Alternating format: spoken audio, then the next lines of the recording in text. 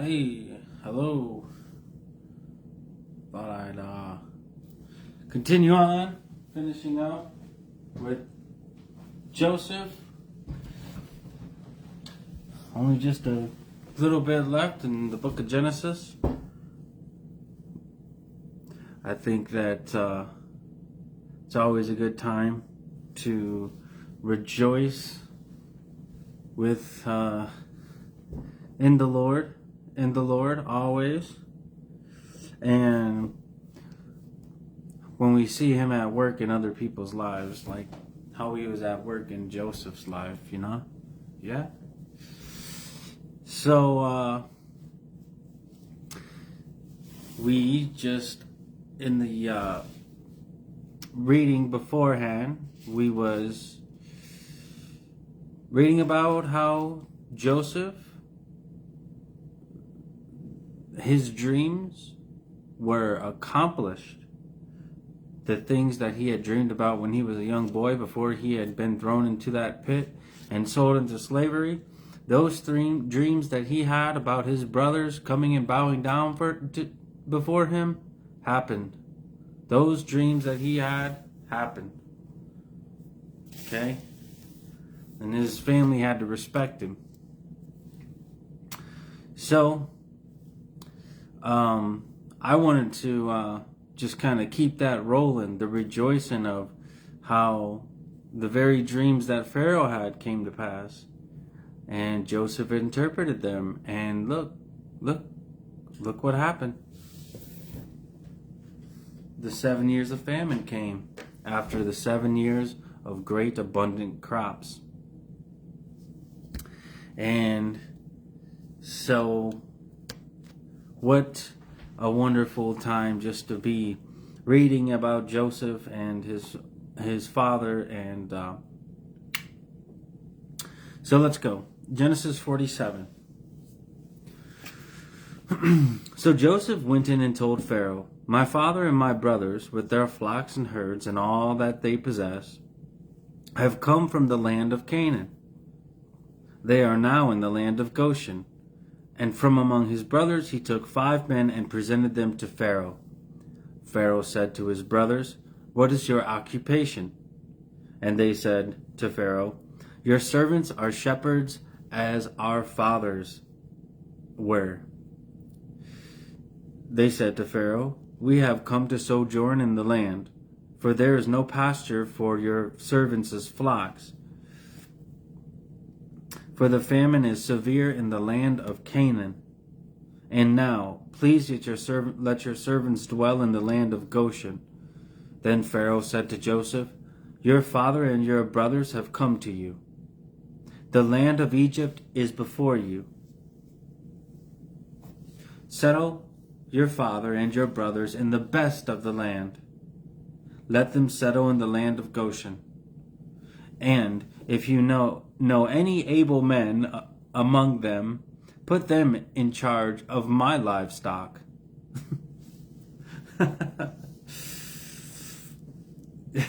Don't stop, and it don't stop. So then Joseph brought in Jacob his father and stood him before Pharaoh. And Jacob blessed Pharaoh.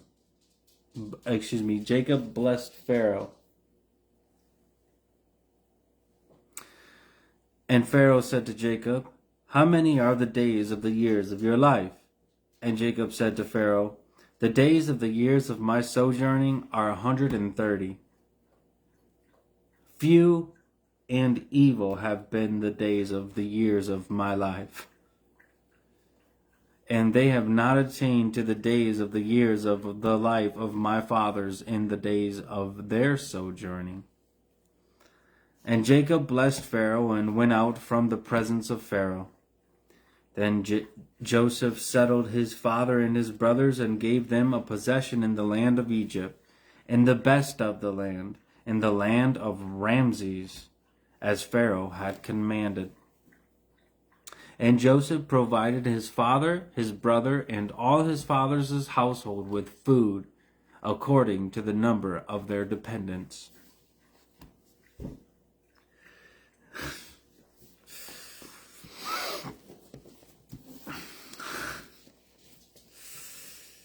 there are a couple things to note here, but I'll continue reading. And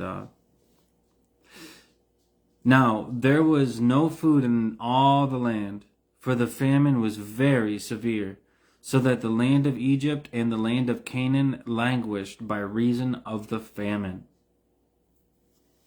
And Joseph gathered up all the money that was found in the land of Egypt and in the land of Canaan, in exchange for the grain that they brought. And Joseph brought the money into Pharaoh's house. And when the money was all spent in the land of Egypt and in the land of Canaan, all the Egyptians came to Joseph and said, "Give us food. Why should we die before your eyes? For our money is gone." And Joseph answered, "Give your livestock, and I will give you food in exchange for your livestock, if your money is gone." So they brought their livestock to Joseph, and Joseph gave them food in exchange for the horses, the flocks, and the herds, and the donkeys, He supplied them with food in exchange for all their livestock that year. And when that year was ended, they came to him the following year and said to him, "We will not hide from my lord that our money is all spent. The herds of livestock are my lord's. There is nothing left in the sight of my lord but our bodies and our land. Why should we die before your eyes, both we and our land? Buy us and our land for food, and we with our land will be servants to Pharaoh. And give us seed, that we may live and not die, and that the land may not be desolate."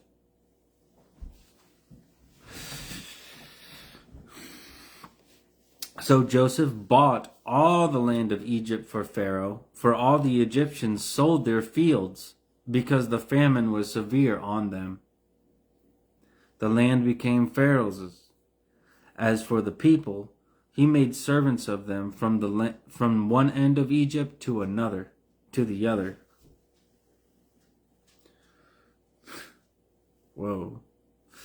Only the land of the priests he did not buy, for the priests had a fixed allowance from Pharaoh and lived on the allowance that Pharaoh gave them. Therefore, they did not sell their land. Then Joseph said to the people, "Behold, I have this day bought you and your land for Pharaoh. Now here is seed for you, and you shall sow the land. And at the harvest you shall give a fifth to Pharaoh, and 4/5 shall be your own, as seed for the field, and as food for yourselves and your households, and as food for your little ones." And they said, "You have saved our lives. May it please my Lord, we will be servants to Pharaoh." End quote. So Joseph made it a statute concerning the land of Egypt, and it stands to this day, that Pharaoh should have the fifth, and the land of the priests alone did not become Pharaoh's.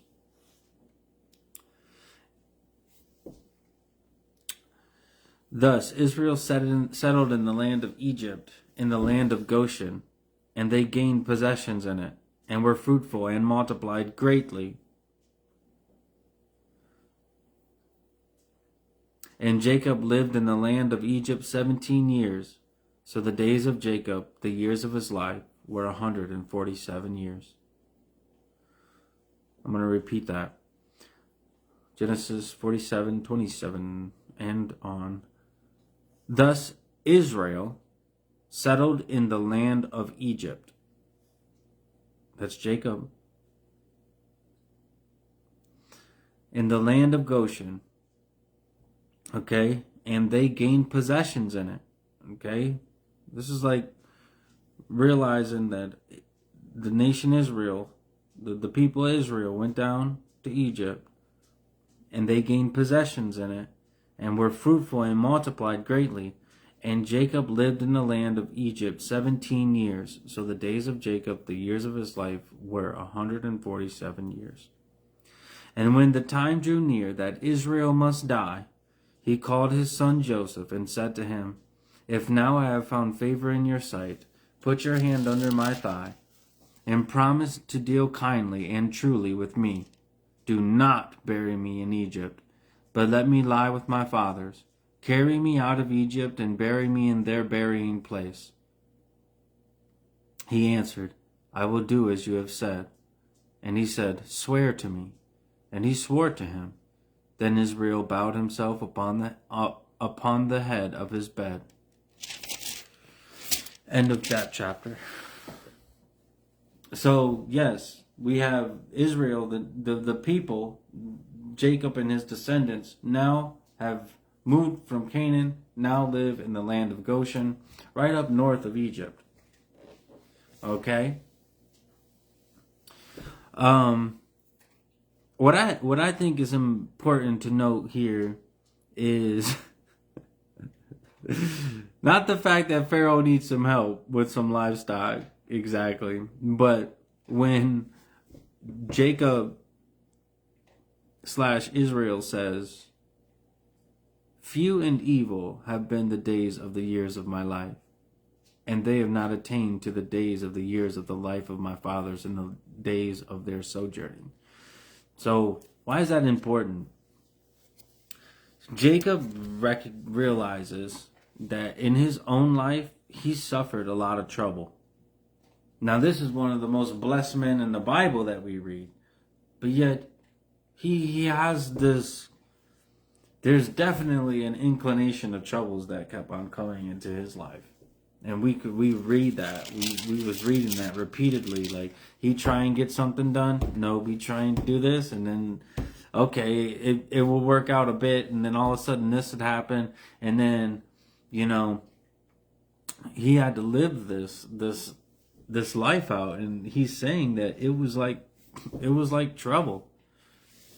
It was trouble on him. You know, and it's okay. It's okay to recognize that life at times in your life can be troublesome.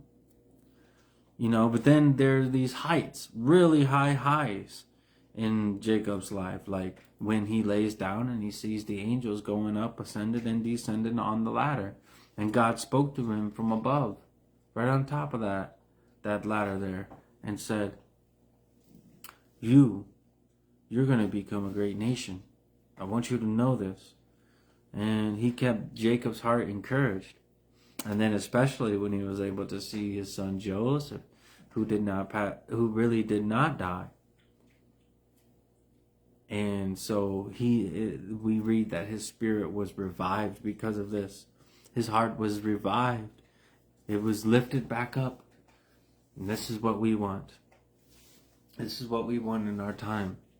You know, we need to recognize the challenges in life and how things occur, but we also we need to realize the good things that God has done in our lives, the times where He's gotten us and saved us out of trouble,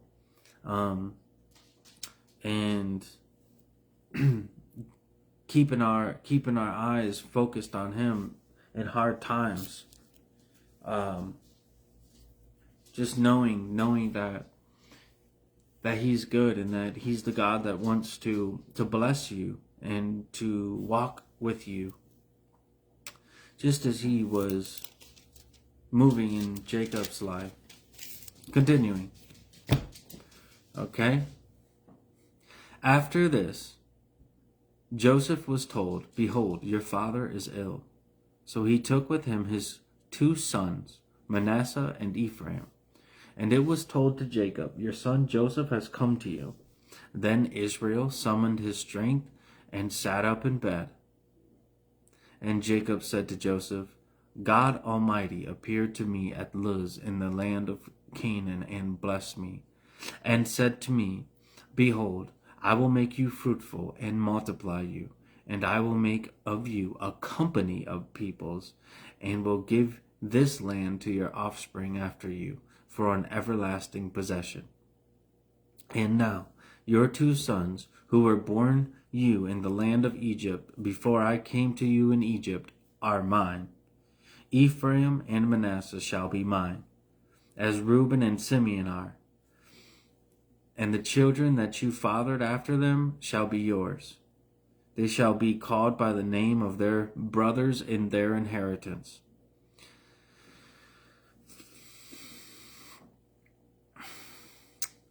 As for me, when I came from Padan, to my sorrow, Rachel died in the land of Canaan on the way, when there was still some distance to go to Ephrath.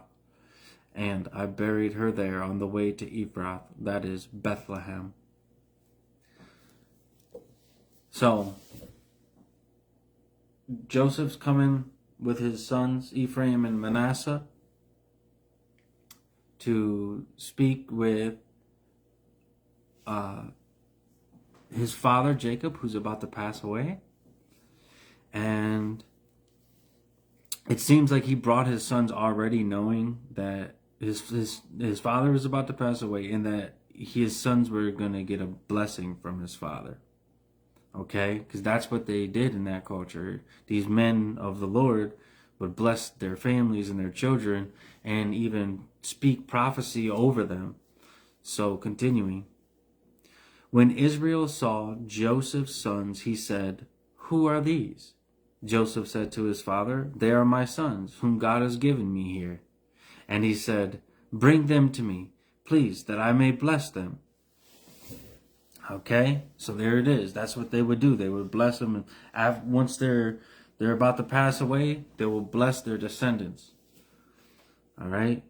Okay. Now, the eyes of Israel were dim with age, so that he could not see. But Joseph brought them near him, and he kissed them and embraced them. And Israel said to Joseph, "I never expected to see your face, and behold, God has let me see your offspring also." Then Joseph removed them from his knees, and he bowed himself with his face to the earth. And Joseph took them both, Ephraim in his right hand toward Israel's left, and Manasseh in his left hand toward Israel's right hand. Okay?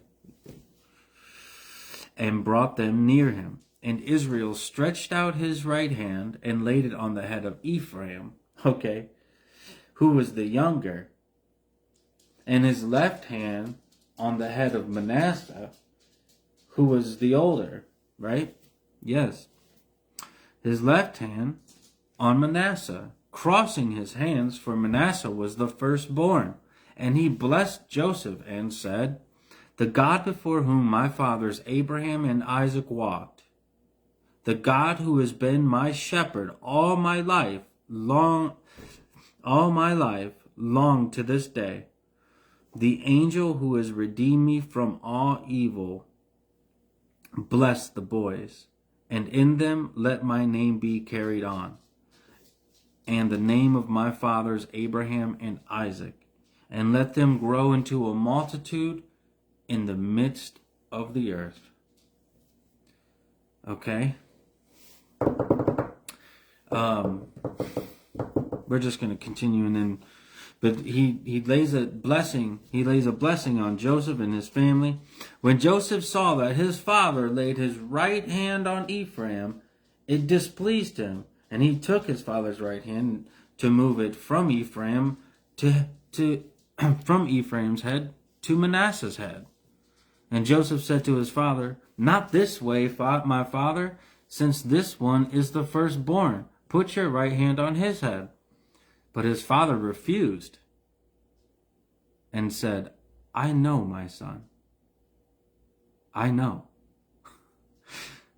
He also shall become a people, and he also shall be great. Nevertheless, his younger brother shall be greater than he, and his offspring shall become a multitude of nations."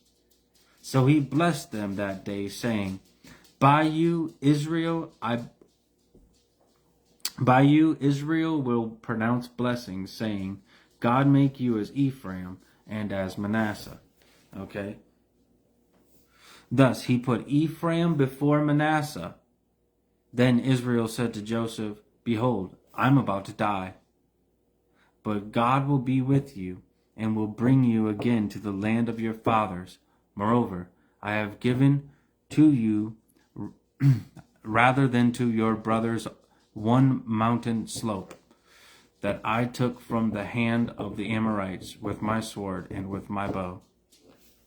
Okay, so this is all part of this future blessing that Jacob, whose name was changed to Israel, these are the blessings that he's laying on Joseph and his children. Okay? All right? So it gets a little crazy. Jacob, Israel, puts his hand on Ephraim. He puts his left hand on Manasseh, which was in their culture and all. The firstborn is the one who got the blessing. But Jacob says, no, this isn't how this is going to be. It's not going to be like this. Ephraim, the younger, is going to rule over the elder.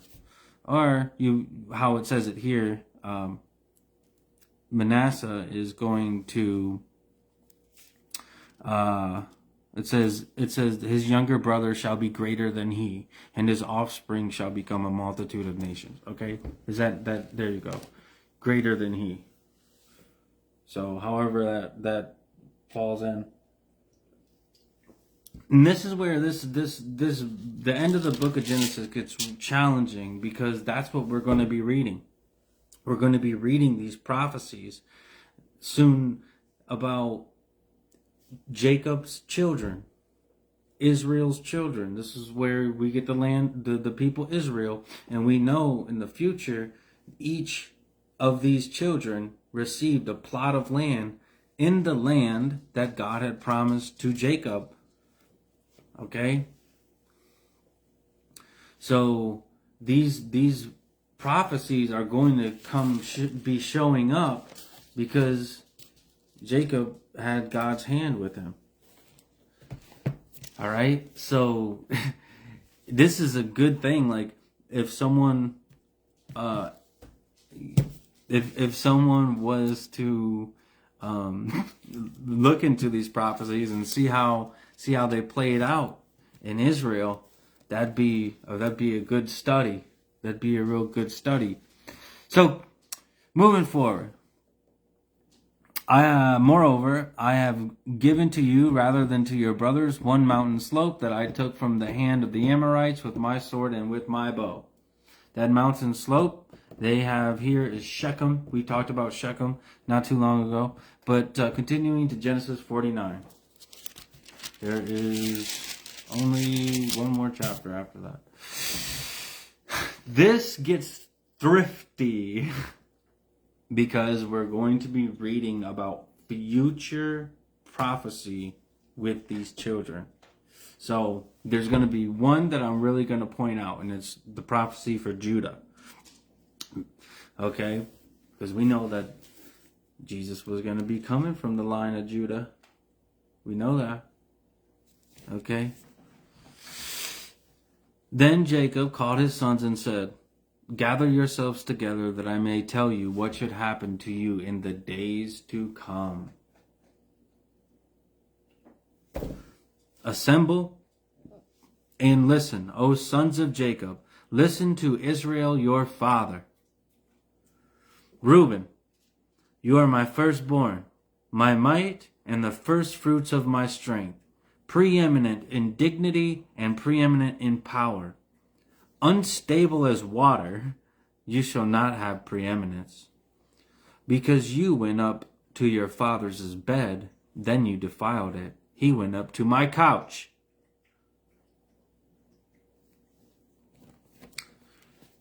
Israel remembered that. And I'm just going to point this out. Jacob remembered, because if we did read this. Jacob remembered. Remember? Let me see where that's at. When Reuben went into one of his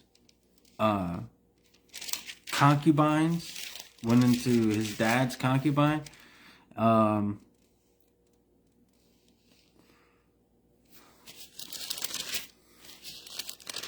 Well, it's in there. We just read it. I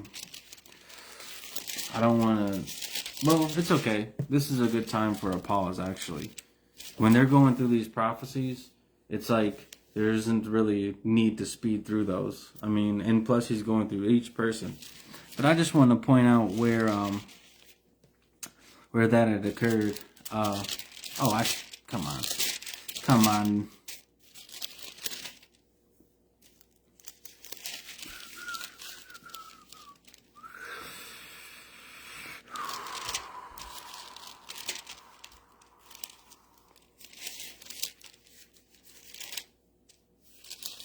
Well, as I mentioned, it's a good time for a small break, just to think about the things that we was just reading. Well,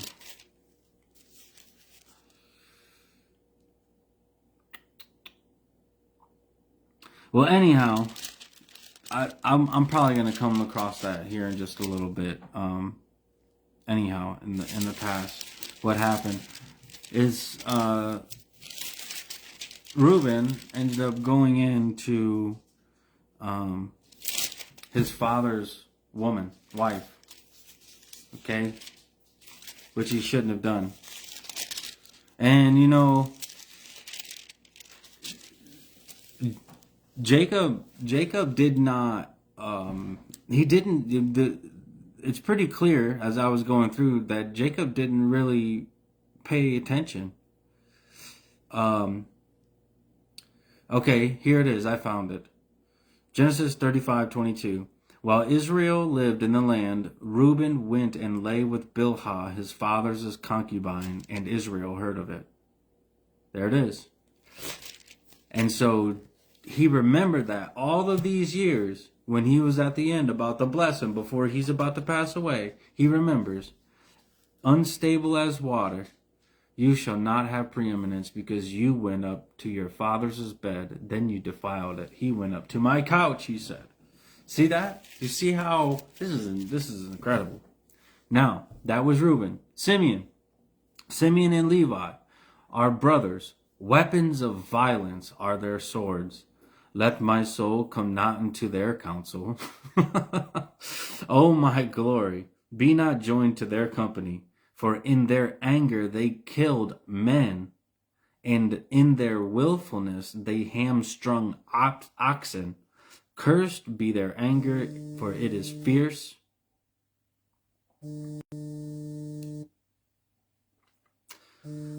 their wrath, for it is cruel. I will divide them in Jacob and scatter them in Israel. Okay. Buzzing. Got a call coming in here. Whoops. Okay. Here we go. So, Simeon and Levi. Remember, there is something I just want to bring up. I was just reading about anger and wrath, how it's not good to hang on to wrath, and you should let it pass away from you.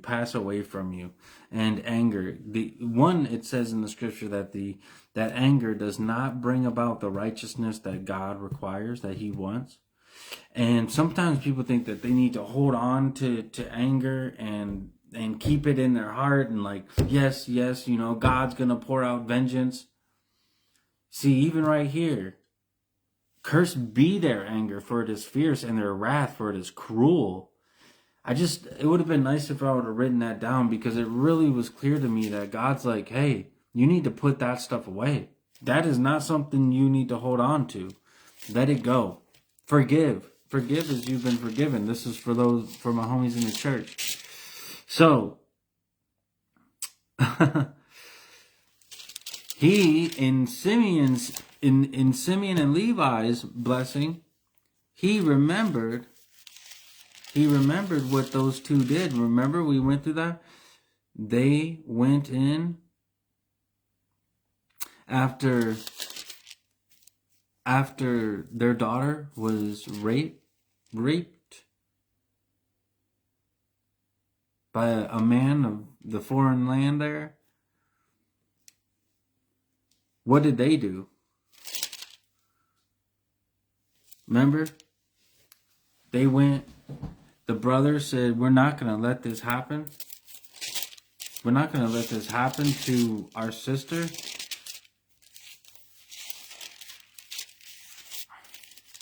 Yep. And then the two brothers went and killed all of those men after they told them that they need to get circumcised. Okay. So Jacob remembers that. And I'm really like just trying to keep these things moving forward here.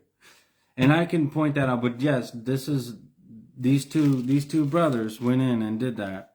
I'll pull up that passage in here in a little bit. Continuing, Judah, your brother shall praise you. Your hand shall be on the neck of your enemies. Your father's sons shall bow down before you. Judah is a lion's cub. From the prey, my son, you have gone up. He stooped down, he crouched as a lion, and as a lioness, who dares rouse him? The scepter shall not depart from Judah, nor the ruler's staff from between his feet, until tribute comes to him, and to him shall be the obedience of the people, binding his foal to the vine, and his donkey's coat to the choice vine. He has washed his garments in wine, and his vesture in the blood of grapes. His eyes are darker than wine, and his teeth whiter than milk. Now, that is a very interesting blessing upon Judah. One is going to be through him, that praise is going to come. And eventually, we know that this is where the kingship came through David. David received the scepter, which is a staff that a king has for representing power. Okay, that ruler's staff will not depart from Judah. Okay, this is a prophecy that was made back in 1900 BC by the man Israel, Jacob, to his son Judah. And my friends, I can't hold my tongue back, but this is where Jesus Christ's bloodline comes from. The scepter shall not depart from Judah. That's why we call Jesus the King of Judah as well. Nor the ruler's staff from between his feet, until tribute comes to him, and to him shall be the obedience of the peoples. You see? Everyone needs to bow down and be obedient to Jesus of Nazareth. Nor the ruler's staff from between his feet. Okay? All right, I just went through that. Binding his foal to the vine, and his donkey's coat to the choice vine. All right, so it's representing, you're going to have the vine representing choice vine, and then it talks about wine, grapes, have an abundance. You're going to have an abundance of life. You're going to be, the Bible speaks about wine being that which gladdens the heart. Don't take that out of context now. Wine gladdens the heart. He has washed his garments with wine, and his vesture in the blood of grapes. Now, this is, if you read about this, you can read about this and how Jesus basically is the one that tramples on his foes. But is this making connection here? Okay, and then it talks about his beauty. His eyes are darker than wine, and his teeth whiter than milk. Yeah. So, getting into that prophecy is really fun. That's a really fun prophecy to get into, because it's got Jesus written all over it. All right, the lion from the king, or the king from the tribe of Judah. Okay. So I just was reminded again about that. Here it is. On the third day, when they were sore, Okay, so I'm going to go right back to Simeon and Levi. And here you go. How their cruel anger was found in Genesis 34:25. All right? I just wanted to point that out. I'm like, I got to find it. I got to find it. So, all right. Yep, that but here we got Judah being one who's just he's aggressive. Yeah. He's like he seems just ready for the business. That's what Judah comes off at like here. He's just ready for the business. All right, continuing. Zebulun shall dwell at the shore of the sea. He shall become a haven for ships, and his border shall be at Sidon. Now, Issachar is a strong donkey, crouching between the sheepfolds. He saw that a resting place was good, and that the land was pleasant. So he bowed his shoulder to bear, and became a servant at forced labor. Okay? Here you go, Issachar. Look at his prophecy here. He saw a resting place that was good. It looked good. And that the land was pleasant, so he bowed his shoulder to bear and became a servant at forced labor. So there's no doubt in Israel's history, and what's going to be coming up in Issachar's life, that this guy is going to be dwelling by. He looked for the good land, and he eventually became a forced servant to do forced labor, hard labor. That became, now I would not want that prophecy, but don't doubt it. This stuff is cracking down. You can look up where Zebulun, the land is, at the shore of the sea. Dan shall judge his people as one of the tribes of Israel. Dan shall be a serpent in the way, a viper by the path, that bites the horse's heels, so that its rider falls backward. I wait for your salvation, O Lord. Yeah. Interesting. His prophecy was pretty interesting. Raiders shall raid Gad, but he shall raid at their heels. Now, again, another thing I want to mention. Some of these names and meanings, the names of things, have meanings with the name. So it's like sometimes they take the person's name and then use it in the prophecy. Judah means praise. And in his prophecy, it says that your brothers shall praise you. See, some of these names have a twofold, threefold meaning with the prophecy that he's given to these, to his children before he passes away. Now, mind you, these 12 children that we're talking about are the 12 tribes of Israel. Okay. This is where eventually they received the land after their delivery from Egypt. They received that land, Canaan, eventually, and you see them right in the book of Exodus getting into that. Now, continuing, raiders shall raid Gad, but he shall raid at their heels. Asher's food shall be rich, and he shall yield royal delicacies. Naphtali is a doe let loose, that bears beautiful fawns. Joseph is a fruitful bow by a spring. His branches run over the wall. The archers bitterly attack him, shot at him, and harassed him severely.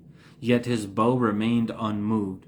His arms were made agile by the hands of the mighty one of Jacob. Who is that? Who's the mighty one of Jacob? The Lord. From there is the shepherd, the stone of Israel, by the God of your fathers who will help you, by the Almighty who will bless you with blessings of heaven above, blessings of the deep that crouches beneath, blessings of the breast and of the womb. The blessing of your father are mighty beyond the blessings of my parents, and upon the bounties of the everlasting hills. May they be on the head of Joseph, and on the brow of him who was set apart from his brothers. Benjamin is a ravenous wolf, in the morning devouring the prey, and at evening dividing the spoil.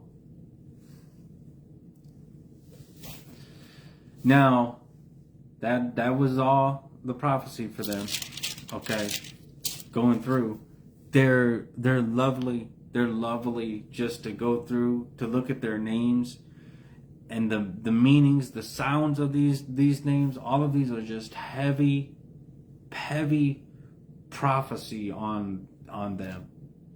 And even in the prophecy, Jacob himself says, the blessings of your father are mighty beyond the blessings of my parents, up to the bounties of the everlasting hills.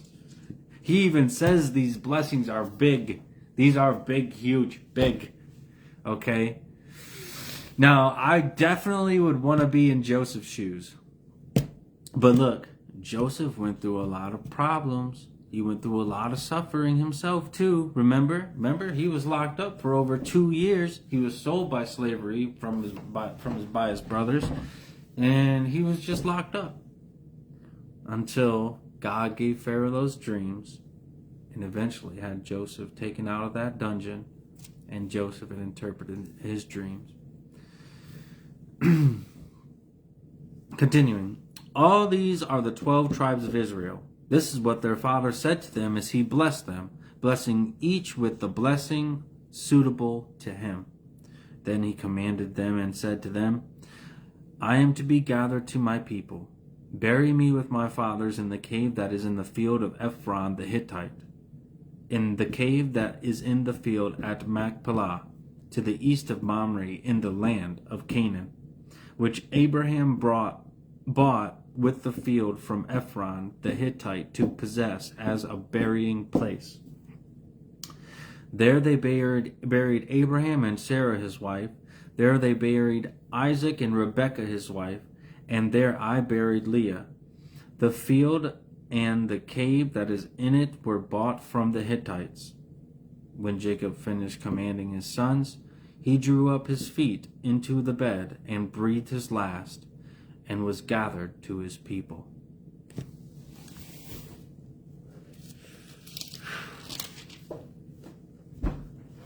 Okay. That was Jacob Israel, man.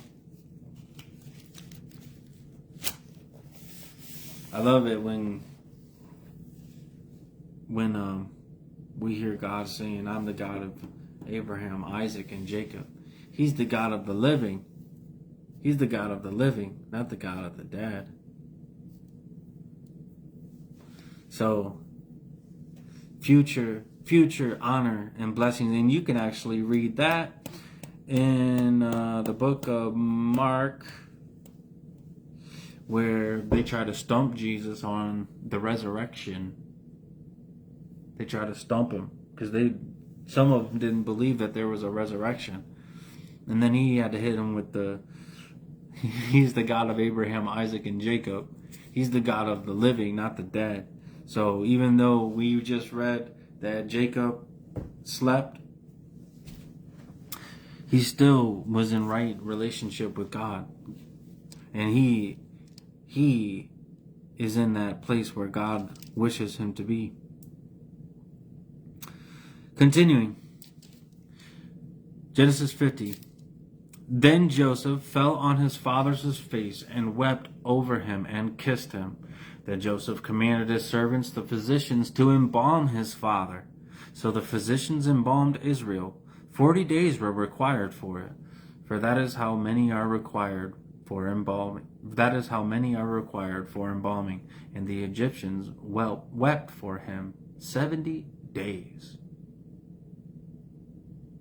70 days. They wept for Israel. Jacob, whose name was changed to Israel, was promised that great nation, and you see, Israel is a great nation. Believe it, that this people. Moving forward, and when the days of weeping for him were past, Joseph spoke to the household of Pharaoh, saying, If now I have found favor in your eyes, please speak in the ears of Pharaoh, saying, My father made me swear, saying, I am about to die. In my tomb that I hewed out for myself in the land of Canaan, there shall you bury me. Now therefore, let me please go up and bury my father.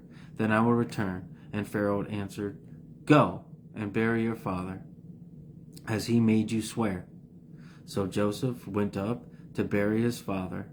With him went up all the servants of Pharaoh, the elders of his household, and all the elders of the land of Egypt, as well as all the household of Joseph, his brothers, and his father's household. Only their children, their flocks, and their herds were left in the land of Goshen.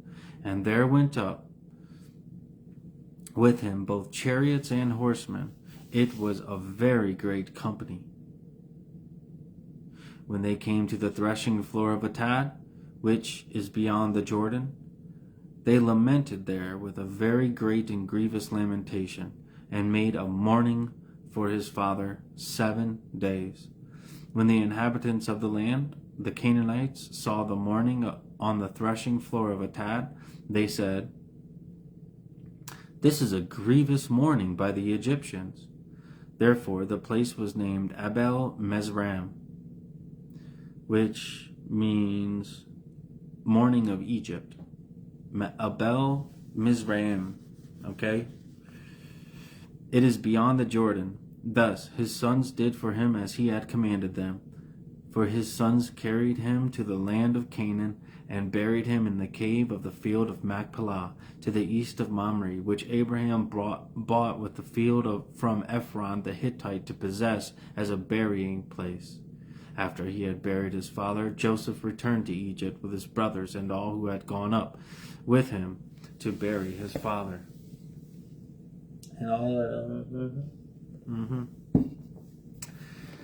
Okay, almost finished with the book of Genesis. Man, woo! Man, there's so much. There's so much packed in this book. Oh, wow. It's just so packed. I mean, it's jam-packed. And I just sure hope that you guys got a piece of that,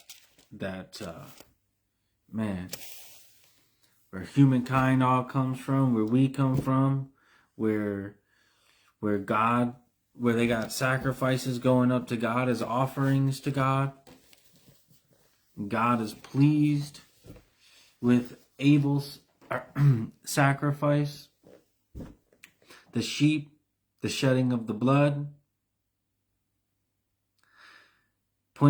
Gives us a picture to who Jesus is, as there's a prophecy that God said that the serpent's head will be crushed by the heel of the woman, the heel of the woman's child. I mean, there's so many connections here to help us learn and see moving toward the Jesus, okay? And just like we read about the prophecy for Judah, the power will not depart from Judah. How in the world, how was Joseph to know that? You see, how is Joseph to know that? I mean, is Jacob to know that? These are things that are going to happen. These are things that are going to happen. How about when God came to Isaac, when the two twins were tussling in the womb of Sarah, and God said,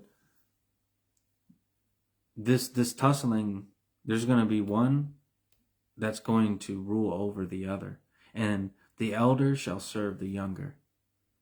And we see this is how Jacob's life was eventually blessed, he longed for the blessing of the firstborn.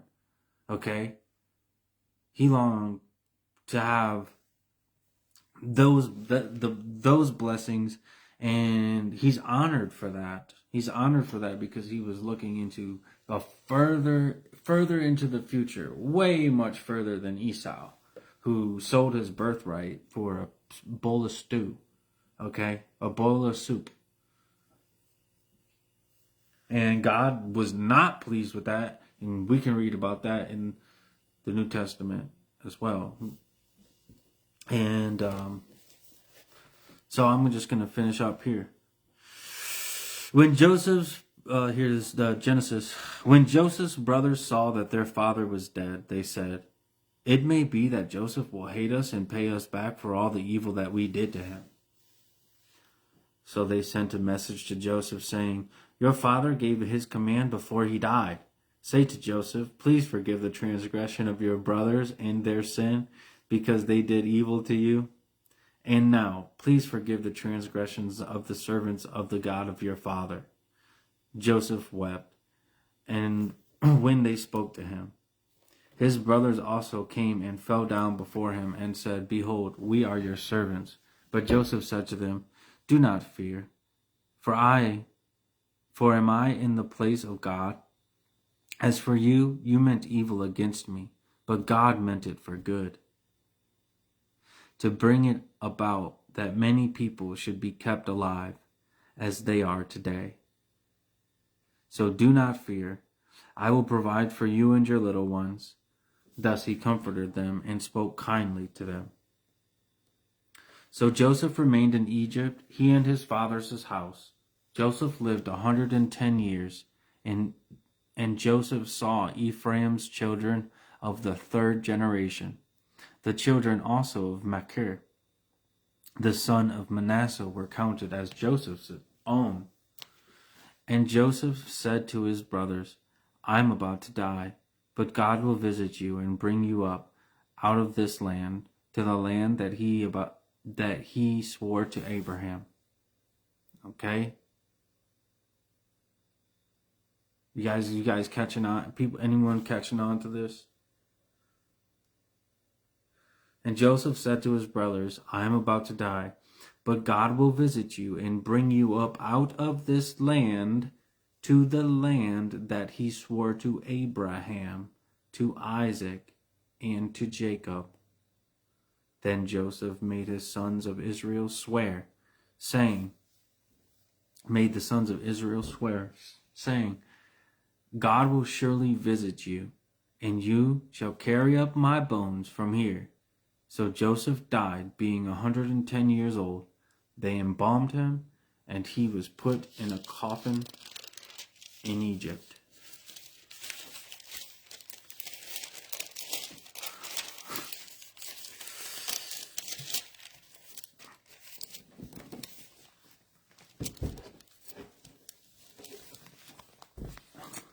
Here's Egypt.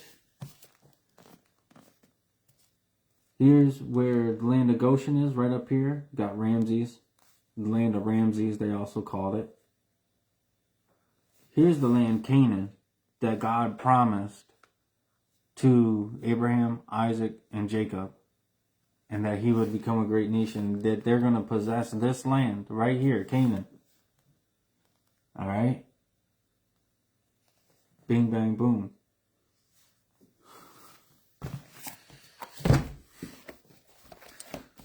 By the way, that land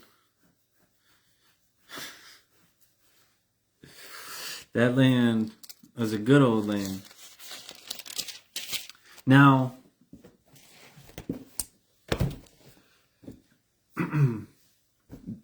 here we have the people of Israel, Jacob, his descendants, which was about 70. They all came to live in Goshen because of the famine that just hit the land, all the earth. Their lives were saved. And now they're in the land of Egypt, living a blessed life. but they're not in that land that God promised would be theirs. It says that they were already living good lives, and they were multiplying. Okay?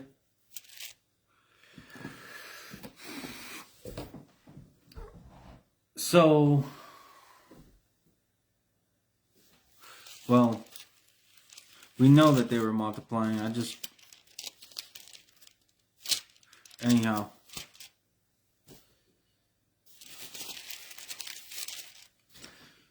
Now,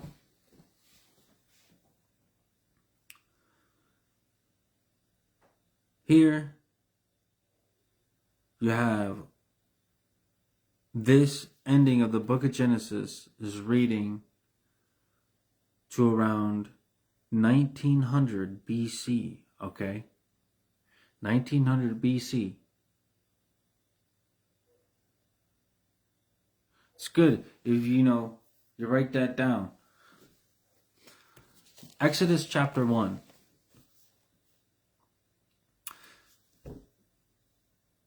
This is the next book. These are the names of the sons of Israel who came to Egypt with Jacob, each with his household: Reuben, Simeon, Levi, and Judah, Issachar, Zebulun, and Benjamin, Dan, and Naphtali, Gad, and Asher. All the descendants of Jacob were 70 persons. Joseph was already in Egypt. Then Joseph died, and all his brothers and all that generation. But the people of Israel were fruitful and increased greatly. They multiplied and grew exceedingly strong, so that the land was filled with them. This is right in the beginning of Exodus, okay? Then Joseph died, and all his brothers and all that generation. But the people of Israel were fruitful and increased greatly. They multiplied and grew exceedingly strong, so that the land was filled with them. Remember, God told him, Israel, I will make you into a great nation. I will make you into many peoples. Here we have, they were multiplying and multiplying. Now, this is really important, guys. This is why we're diving right into Exodus after the passing away of Joseph. It even starts with talking about the passing away of Joseph. This is really important to make connections, okay? Right here. Boom. Now there arose a new king over Egypt who did not know Joseph.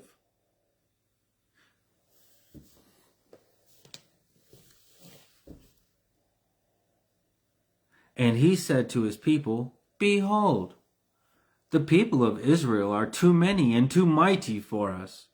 Come, let us deal shrewdly with them, lest they multiply. And if war breaks out, they join our enemies and fight against us and escape from the land. Therefore, they set taskmasters over them to afflict them with heavy burdens. They built for Pharaoh store cities, Pithom and Ramses. But the more they were oppressed, the more they multiplied, and the more they spread abroad. Who was with them? Who was with them? And the Egyptians were in dread of the people of Israel. So they ruthlessly made the people of Israel work as slaves, and made their lives bitter with hard service in mortar and brick, and in all kinds of work in the field. In all their work they ruthlessly made them work as slaves. Then the king of Egypt said to the Hebrew midwives, one of whom was named Shiphrah, and the other Puah, when you serve as midwife to the Hebrew women and see them on their birth stool, if it is a son, you shall kill him, but if it is a daughter, she shall live. But the midwives feared God and did not do as the king of Egypt commanded them, but let the male children live. So the king of Egypt called the midwives and said to them, "Why have you done this? And let the male children live?" The midwife said to Pharaoh, "Oh, because the Hebrew women are not like the Egyptian women, for they are vigorous and give birth before the midwife comes to them." So God dealt well with the midwives. So God dealt well with the midwives, and the people multiplied and grew very strong. And because the midwives feared God, he gave them families. Then Pharaoh commanded all his people, "Every son that is born to the Hebrews you shall cast into the Nile, but you shall let every daughter live." End of chapter 1 of Exodus. So that's a good place to definitely break, because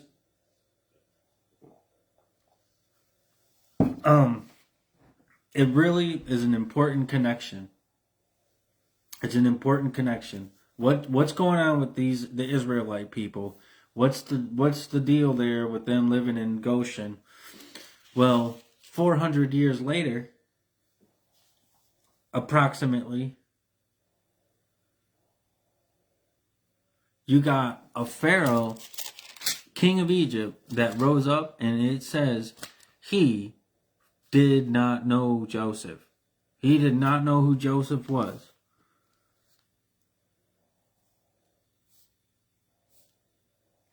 I want to read it how it reads here.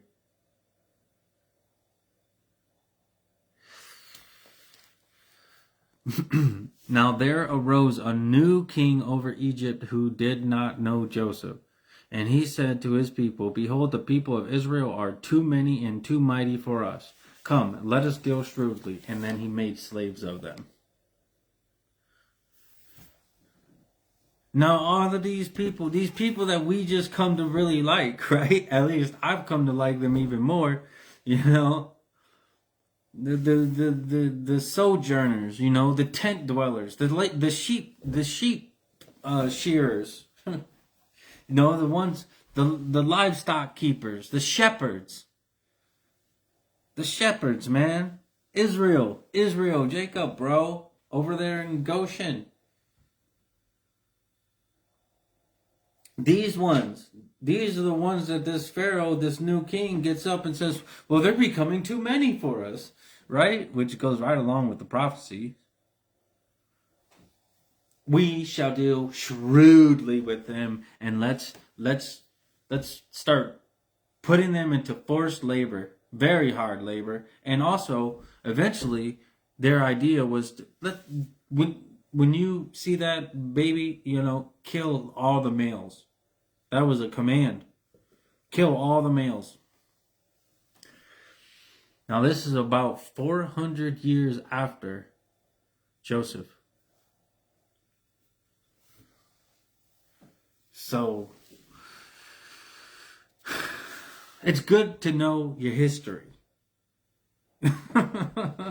This is the history right here. It's good to know your history because, like, this guy who didn't even know that Joseph saved his own parents, that he would eventually become king of Egypt, this guy doesn't know his history. This guy doesn't realize who he's messing with. He doesn't realize this. But even if somebody would have told him, he probably wouldn't. And you know, we already know what's about to be cracking down. All right? So, we're going to have little Moses pop up here. That God is with them and he's going to deliver them from this problem here, okay? So I'm just like, hey, I mean, you can see all of these prophecies, all of these things just coming to pass. God said, I'm going to make you into a great nation. Look at this. They multiplied and grew exceedingly strong so that the land was filled with them. You know, if this Pharaoh was nice to him, he didn't have to freak out that they're going to ally with his enemies and this and that. You know, he could have at least figured out, well, where do these people come from? You know, they're obviously not one of us. What's going on here? You know, even just a simple question as that. But instead, this guy gets scared of what God is doing and decides to go and whack. I'll try to whack all of the male children that come forth from the womb.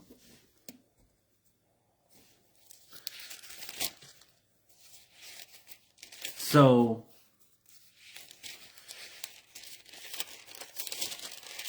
I'm just blessed to be able to get to say it, to tell you.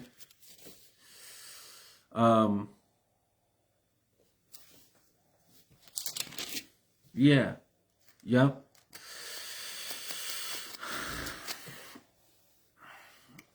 This is important. Just to kind of chill. What's going on? And we got this Pharaoh that didn't know Joseph. Pops up. So I'm just gonna pause there, and I hope you guys enjoyed that. There's, even though I know that the ending of Genesis, I mean, it's a hard one. Then it goes into, hey, God is answering what He said He was going to do. He's answering them. He's answering the promise. You know, and I just want to just point out before clicking off here about this. I love this. I love what Joseph says, right? Do not fear, for I am in the place. For am I in the place of God? He's just. Here's what he means. As for you, you meant evil against me, but God meant it for good, to bring it about that many people should be kept alive, as they are today. So do not fear. And look at Joseph knew that God was the one that really was behind it all. And it was for the sake of saving some others, many others, that he ended up in that situation, so that he could pull the world out of this famine that brought them. Even the Egyptians lost that. They had no money left. They had eventually no livestock left. They had to sell their lands and give a portion to Pharaoh. So it was that bad of a famine that even the Egyptians came to. Everything was put in the hand of Pharaoh. And, you know, Joseph let it go down like that, you know. Well, he was under Pharaoh. So he had to keep having to do what he had to do, keep life moving. And, but eventually, everything, as we read in 1 Corinthians chapter 15, everything will be put under the feet of Jesus of Nazareth. Yep, God the Father is going to put it all under his feet. And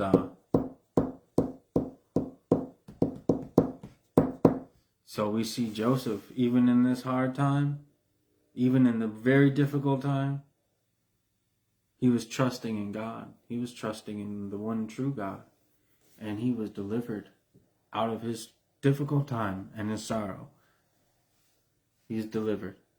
So it said it's in times when you feel, it's always though, just when, even when you start thinking super high about yourself, you know, you might start comparing yourself to people and this and that. You have to go back into your right mind and say, you're really not in control of it all. I'm just going to have to trust in the Lord God to direct me, and he can guide you. So that's really what Joseph let. He let Joseph trusted in God, and he gave him the right hand of Pharaoh, an authority. So even in the hard times, in the very difficult times, we need to keep on trusting. So, and we sure see God making that people into a great nation. And we'll have to see here. His hand. These people are suffering now. And we know, I hope we all know, but right? No, Moses is going to be coming up here. One who is led. Okay? All right? So, I'm going to get off here. Blessings to you guys, and enjoy that.